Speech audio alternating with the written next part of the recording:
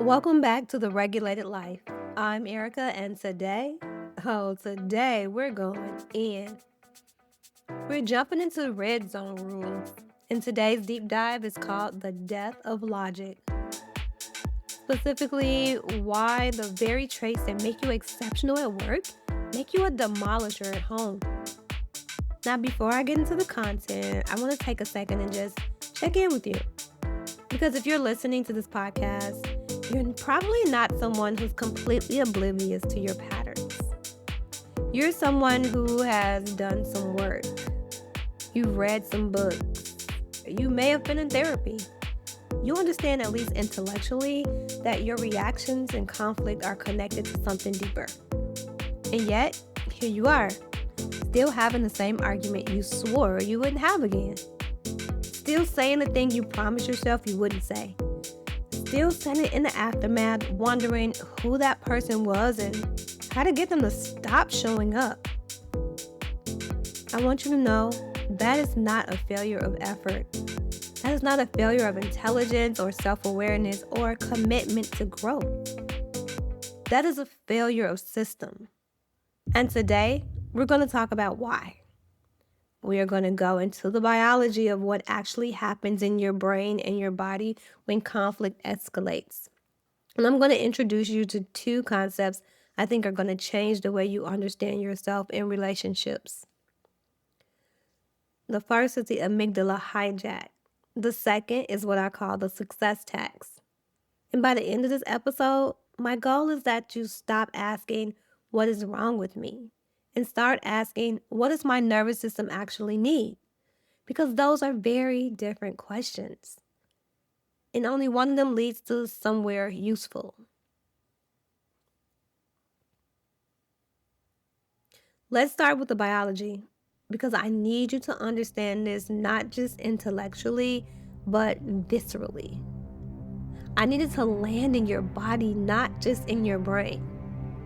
Daniel Goleman introduced the term amygdala hijack in 1995.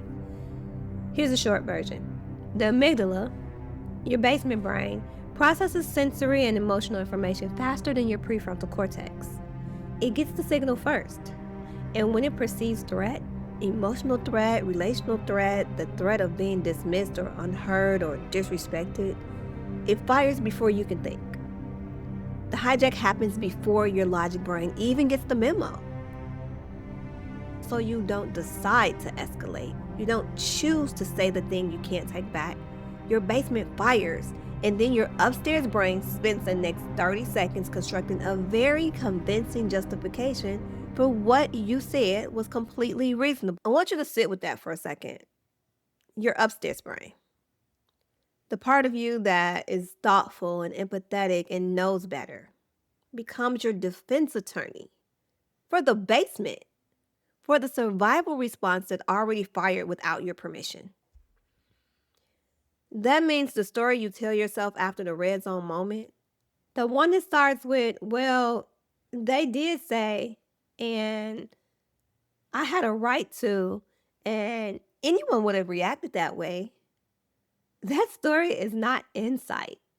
That story is your prefrontal cortex doing cleanup for your amygdala. It's post hoc rationalization dressed up as self-awareness. And I say that not to shame you. I say it because understanding this is actually freeing. Because it means that the problem is not that you are fundamentally unreasonable.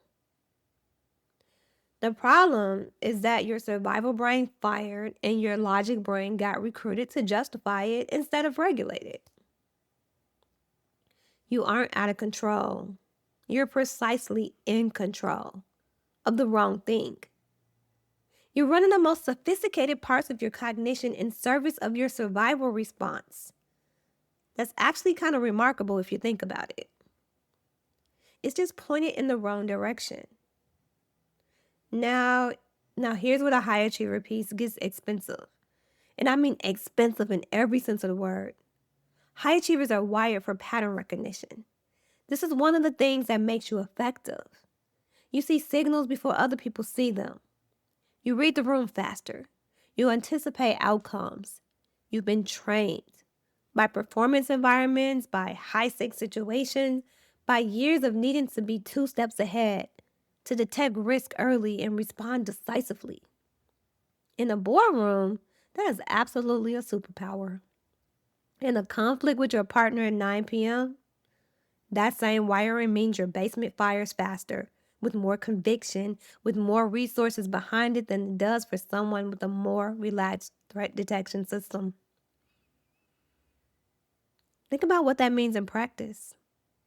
Your partner's tone shifts, maybe slightly, maybe they're just tired, but your pattern recognition system, the same one that catches the micro expression in a negotiation, that reads the energy in the room before anyone has said a word, that system picks up on it immediately. And it sends a signal to your basement. Something's off. Prepare. You didn't decide to get defensive. Your system decided for you. Before you had a chance to ask, are they actually upset or are they just tired? You're not more reactive because you're less evolved. You're more reactive in conflict because you're exceptionally well trained for high stakes environments. And your nervous system has not yet received the memo that your kitchen is not one of them. Your kitchen does not require the same threat response system as a high stakes negotiation. But your body doesn't know that. And until we train it to know that, until we build a regulation system that is faster than your pattern recognition system, the hijack will keep winning. I want to spend real time on what I call the success tax, because this is a piece that nobody in a high performance personal development conversation is naming clearly enough. The success tax is this: the very traits that produce your professional excellence are the same traits that produce your most expensive relational mistakes when your basement takes over. Let me walk you through them one by one, and I want you to notice which ones land for you personally. Your drive to close. In a negotiation, this is exceptional. You don't leave the table without resolution. You stay in it. You push through discomfort until there's an outcome. You are the person in the room who won't let it dissolve into vagueness. That's a gift. In a conflict, this same drive becomes an inability to exit the conversation before it's resolved. Even when a resolution is neurologically impossible right now because one or both of you is in the red zone. Your basement doesn't know how to say, this conversation needs to pause. It only knows this conversation needs to end on my terms. And so you stay in it, past the point where any good can come from staying. And the need to finish it becomes the exact thing that breaks it. Your high standards. At work, this produces excellence. It raises the bar. It creates quality. People trust you because you hold the line. In a conflict, high standards become an active audit, and it is brutal. You're running a real-time inventory of every pattern, every failure, every piece of evidence that supports your current position. You don't just argue about what happened tonight. You argue about what this means, what it has always meant, what it says about the entire relationship and where it's going, and whether it's ever going to change. Tonight's argument about the dishes is actually a referendum on the last 3 years. And your high standard brain has receipts. Your speed of processing. In a fast-moving environment, this is invaluable. You synthesize information quickly. You respond before others have finished forming their thoughts. You're decisive. You're efficient. In the red zone, this means you can generate 5 devastating comebacks before your partner finishes their opening sentence. You don't just respond to what was said. You respond to what you anticipate being said, to the direction of the conversation is heading, to the implication underneath the words, to the pattern you've seen 100 times before. You're 3 moves ahead. In the wrong game. Your capacity for strategic influence. Okay. This is perhaps the most dangerous one in the red zone. And I want to say it gently but clearly because it matters. You know how to find the thing that lands. You understand people. You understand what motivates them, what they fear, where they're soft. In professional context, you use this extraordinary skill to build alignment, to persuade, to inspire, to lead. In a conflict, when your basement is running the show, you use the same skill with the same precision to find the sentence that will land the most painfully. And you land it cleanly, efficiently, with the skill of someone who has spent years learning how to move people.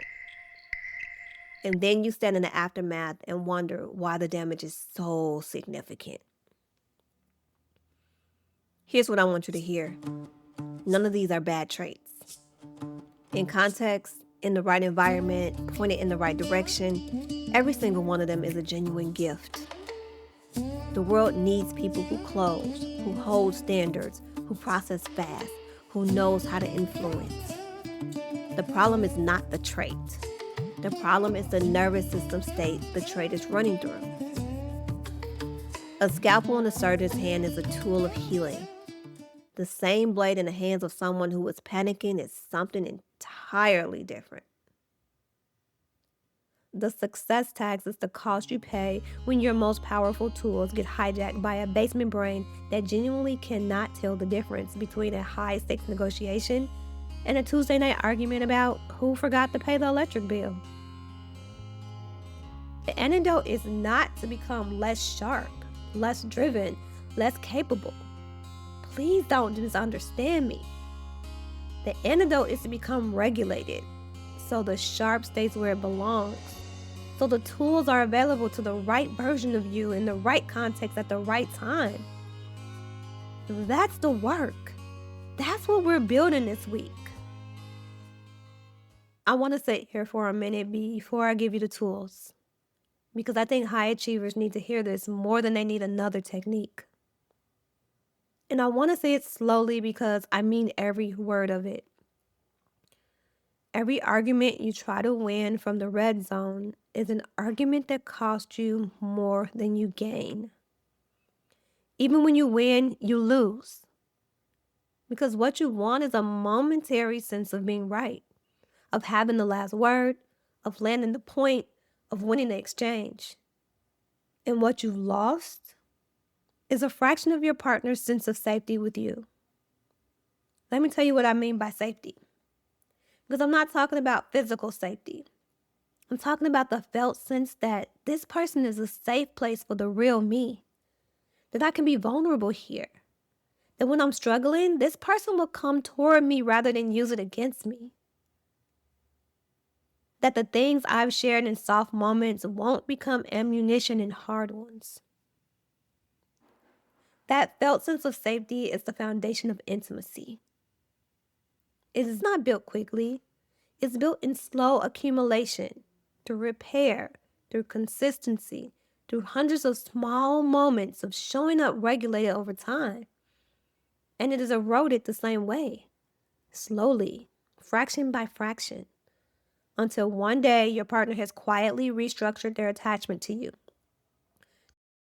They've moved things that used to keep close to the surface, their fears, their needs, their softest places, a little deeper, a little further from your reach. Not because they made a conscious decision to close off. Their nervous system did it automatically to protect them. And you may not even notice until the distance between you is significant.